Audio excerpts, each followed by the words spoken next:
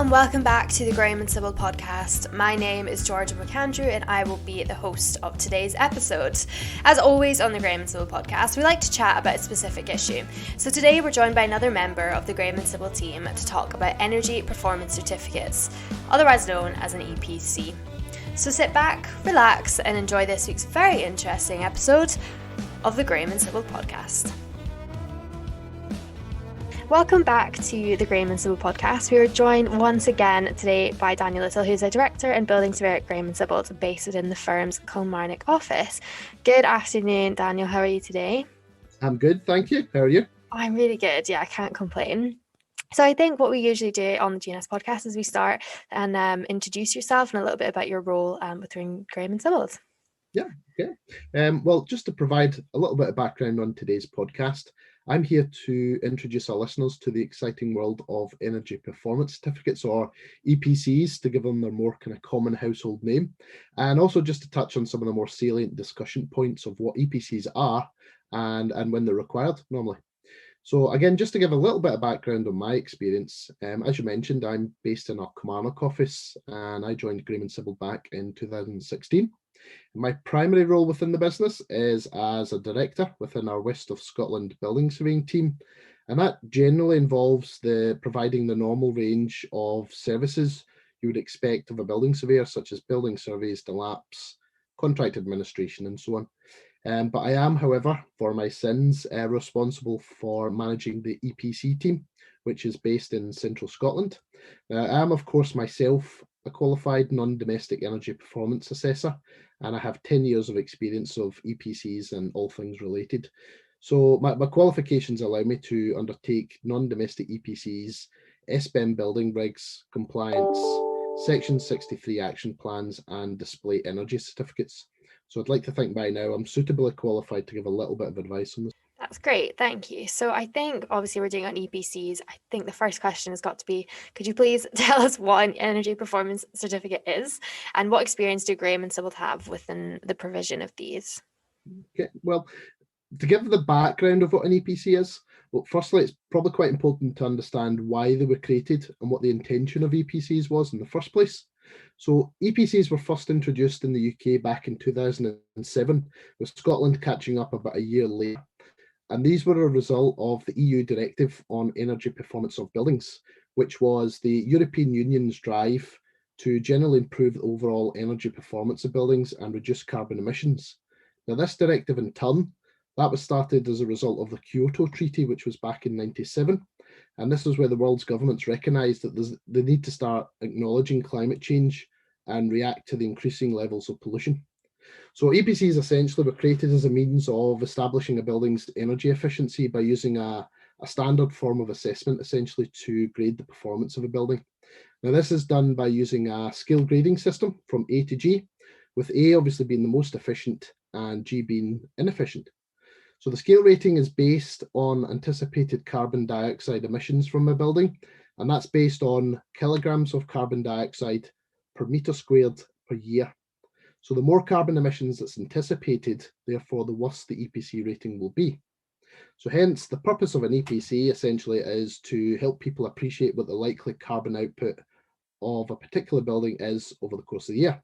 And the beauty of it is because it's standardised, the form of report, it can also be used to compare against other buildings of a similar nature. Now, the rating is established by recording and assessing various factors such as the building construction, how it's insulated and how it's serviced, and that's things such as lighting, heating, ventilation, and so on. So you mix all these factors in together, this is thrown into the calculation software, and essentially an EPC rating is established from that.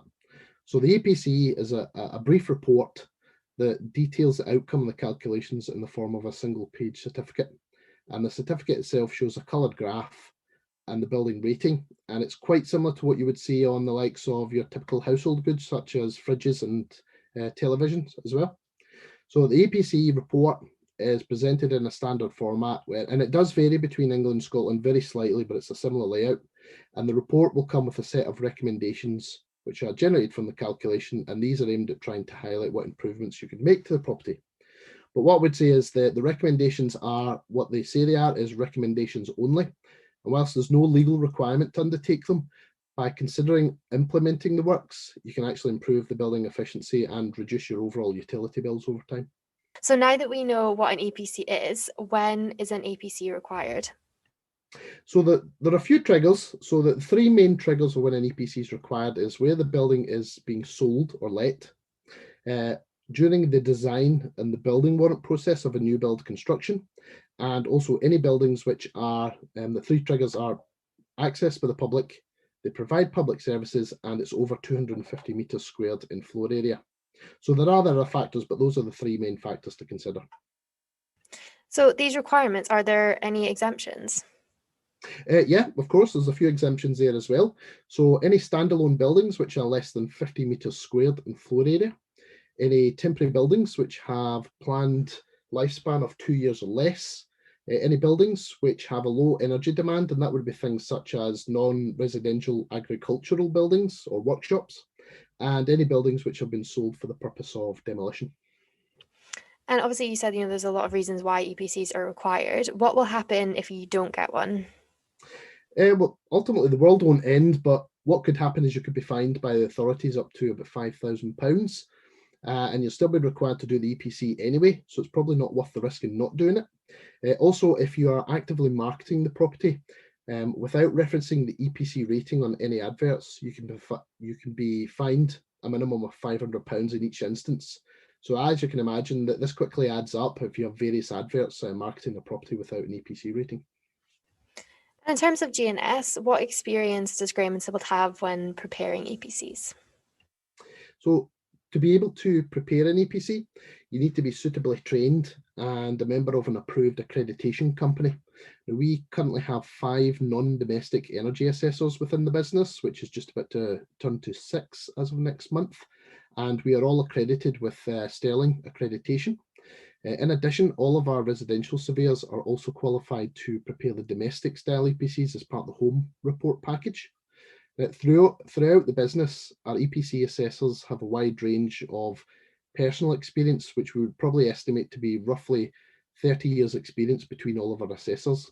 And that generally involves all types of commercial buildings, from corner shops right through to fully highly serviced factory buildings and pretty much everything in between. Personally, I was involved in preparing EPCs for air and cross-house hospitals, which would probably be at the higher end of the complexity scale. We've also recently been involved in preparing what are called SBEM calculations as part of the building warrant process for new commercial buildings.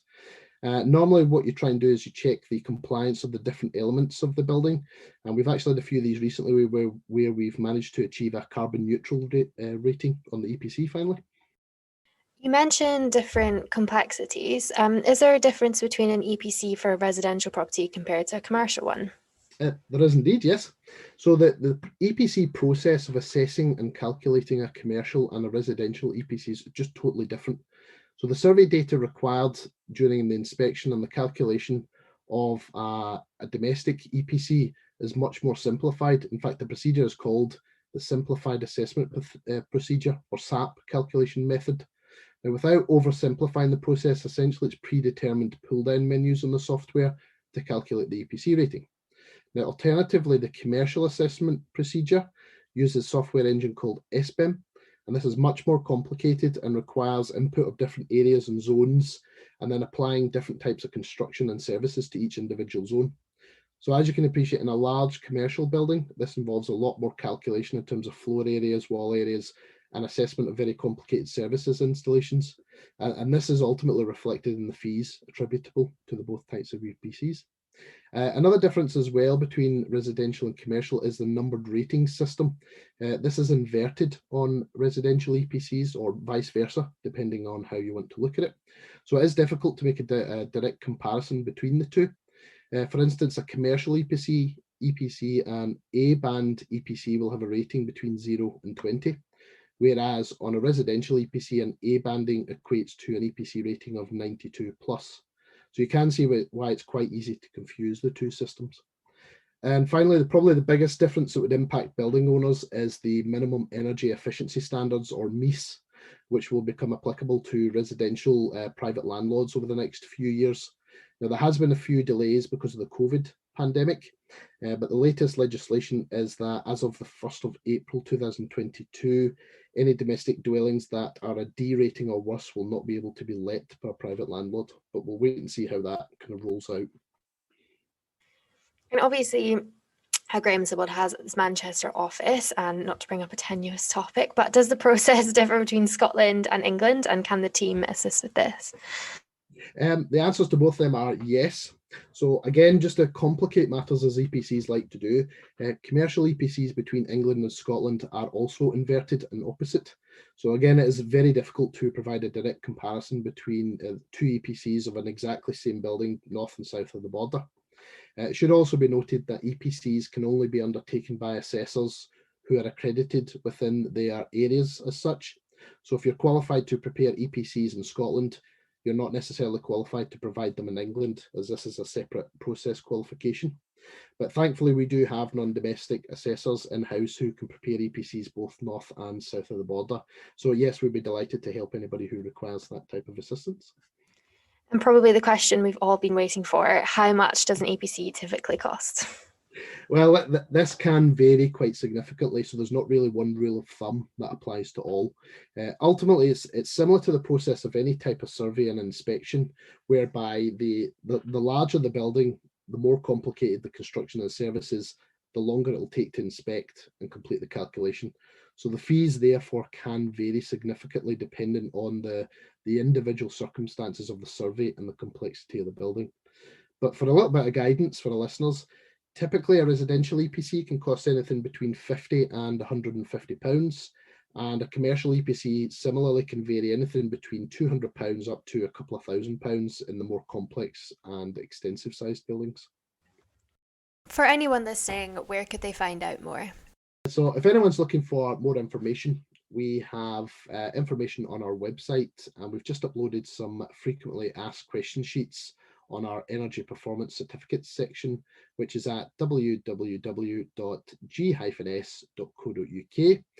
But if anyone has any more specific queries, I'll be happy to chat this directly by contacting our Kilmarnock office, or drop me an email at daniel.little@g-s.co.uk. Brilliant. Thank you so much, Daniel, for your time today and telling us all about EPCs. Perfect. Thank you very much. Thank you. Such a joy speaking to Daniel Little all about EPCs and what Graham Sibbald can do to help you.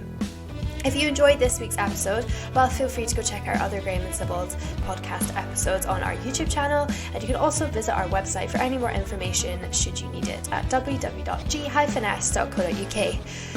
I've been Jorja McAndrew, this has been the Graham Sibbald Podcast, and stay tuned for the next one.